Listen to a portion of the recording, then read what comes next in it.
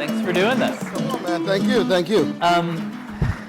So Bonin is in the middle of one of, I think, the most interesting experiments in media. He is a veteran of the highest levels of the ad industry, the former chief media officer at Pepsi, chief digital officer at Mondelez, but now is also often mentioned as the future boss of various of the people in this room over at Group Black, which, and you can correct me if I'm explaining it wrong, but basically has sought to... Wrong!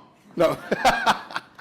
has sought to, not since I interviewed Tucker Carlson, has sought to channel the interest in investing in black-owned media from the marketing industry into a new company that is both representing existing black-owned media assets to Shade Room, and looking to acquire new companies. And I guess you launched in 21, big splash at Cannes last year. And I'm curious sort of how you have found this effort to channel what, reportedly $500 million. Is it harder to spend that money than you thought? Is it easier? How's it going? Well, first, unfortunately, what's up, New York? How are you? Are you good? Are you good? Come on. I'm excited to be here. To your point, there's so many friends. I mean, the one and only Linda Boff, which is always, yes, please, Linda, Andrew, Brian. I mean, there's just so many. So, I mean, clearly... Former television host. Yeah, right. He will be conducting this interview from here on out. Okay, Ben. So, about this Group Black thing. No, has it been hard? I think it hasn't been... Here's what I would say, is that, we built the business to dramatically change ownership and equitable ownership in media. Has it been hard? It hasn't been hard as much as it's... Right now, at the end of the day, it's really a game around inventory. So there's not enough inventory that exists. So if you look at, there's been commitments beyond just us. $25 billion has been committed to invest in black-owned media. Today, 0.2% of media is black-owned, 0.4% is female, 0.5% is Latino, and anything in between there, is 0 to 0.5.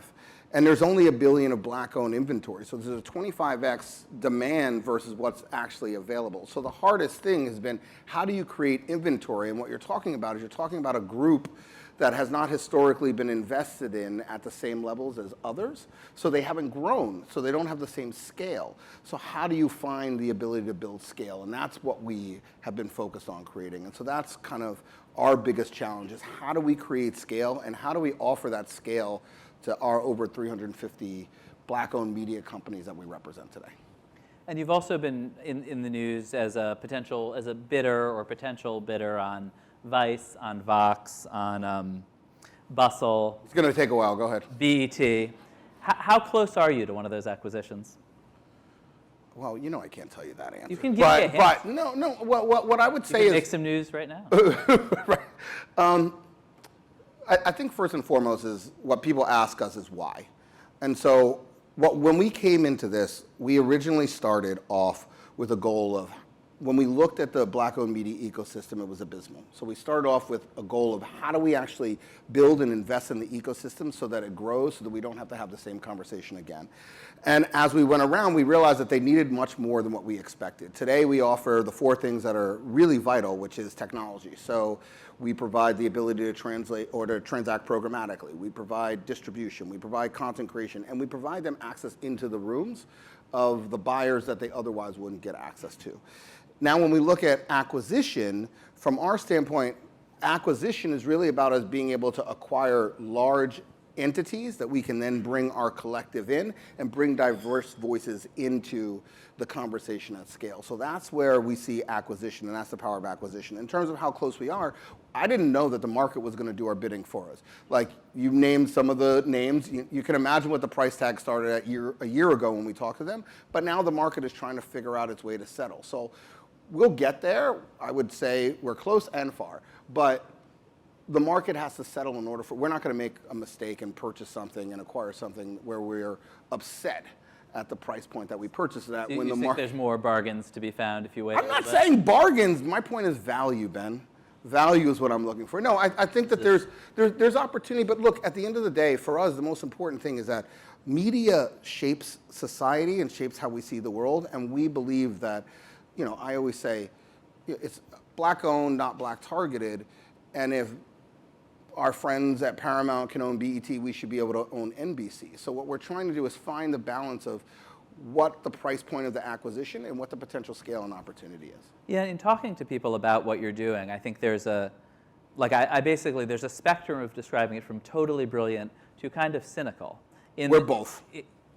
Cynically brilliant. Cynically brilliant. You're getting ahead of me. But in the idea that, like, that if Fox News, not necessarily known for its black audience, but if you were to acquire it, suddenly it's a black-owned company, and you can channel all this inventory, and you're sort of in some way checking a box for agencies, for advertisers who've said they want to do that.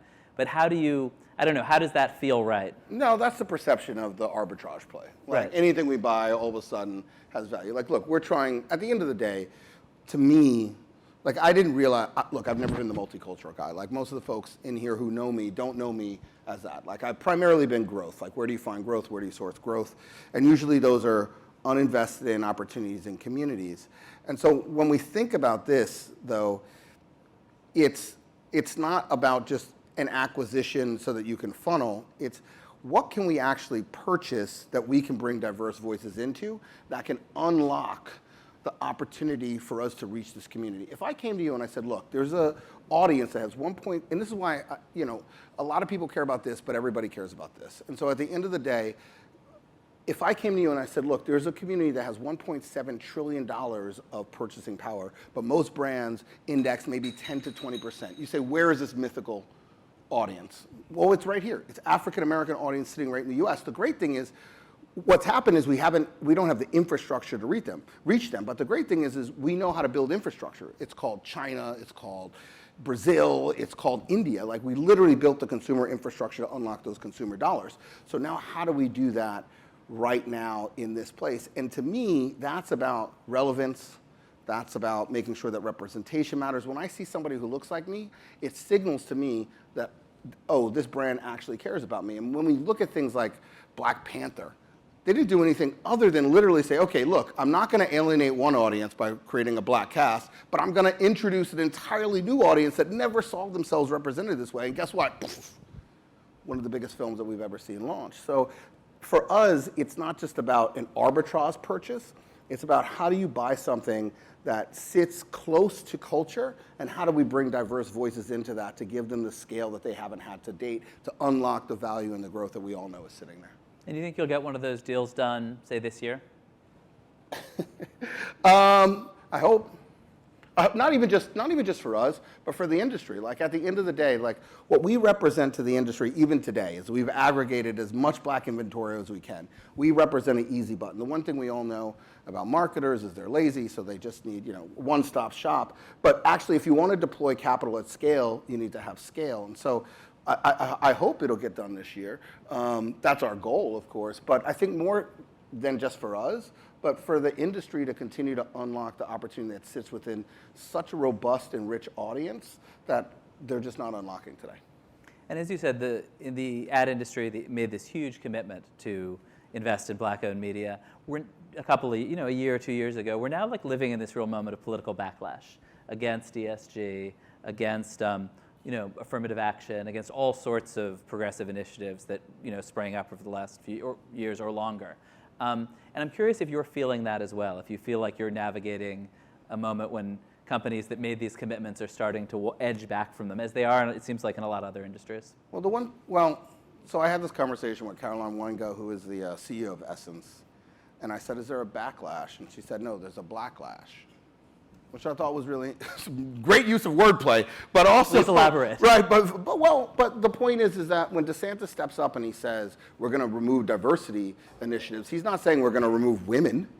We know exactly what he's talking about. So sadly, we are in a place where, from a societal standpoint, that is, we're using that hedge as a way to respond to kind of what might be perceived as overcorrection. But from my standpoint, again, this is great, and I want society to be impacted, and I think that we are more positive. But my bigger point is that where else are you going to find growth? We all know every single CPG company, every single corporate will tell you today that if they are a consumer-based business, that their growth will come from a diverse audience. That's it, bottom line. So I don't really need to sit here and have the societal impact conversation, which we can, by the way, for like-minded individuals who actually like to see the world be a better place. That's a whole different story. But let's just have the economic conversation. And that's really my biggest point is, how do you source growth and where do you find growth? And by the way, not only does that audience, and this is just African American at 1.7, but they also spend twice as much in a recessionary period. Sadly, because they don't save, so that's a whole different conversation we can have, the societal. But my point is, if you just look at the numbers, this is the only place that you're going to source growth, at least in the next 3 to 5 years. Cynically brilliant. Cynically brilliant. Thank you, Ben. Thank you so much for taking the time. Thank you. Brilliant as well. Thank you. Thank you, guys.